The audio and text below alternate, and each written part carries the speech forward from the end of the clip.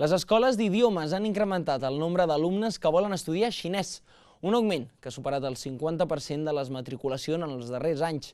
L'escola Cambridge School de Parets, durant aquest curs, té més de 40 alumnes que fan xinès.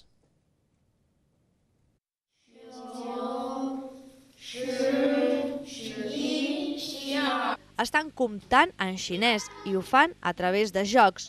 Són alumnes del curs que s'imparteix a l'escola Cambridge School de Parets. Ells acaben d'aprovar el seu examen oficial per obtenir el títol de primer nivell. Y en España, por ejemplo, lo hace el Instituto Confucio, organiza esos exámenes, se hace solamente una vez al año, hay una convocatoria y lo hacen en una universidad en Barcelona y tienen esa oportunidad de hacer este examen. Y este año, bueno, pues estos niños hemos preparado para que ellos pudieran hacerlo y han venido muy ilusionados.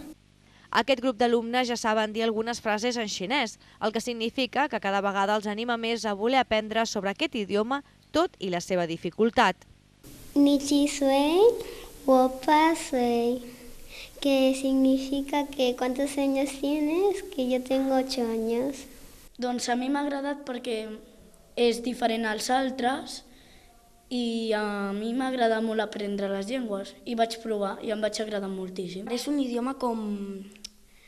no sé, és diferent i jo el noto més divertit que els altres i que jo em puc lliberar parlant, per exemple. Des de fa 10 anys, el xinès és un dels idiomes més demanats, convertint-se en la segona llengua estrangera després de l'anglès. Doncs és un idioma que té molta demanda amb els nens petits. Els pares veuen que és molt important pel seu futur, dels seus fills, i doncs apunten els nens des de molt petits a fer xinès. També les escoles ordinàries estan pensant en introduir el curs de xinès com a activitat extraescolar. El motiu, l'interès de les famílies perquè els alumnes aprenguin aquest idioma.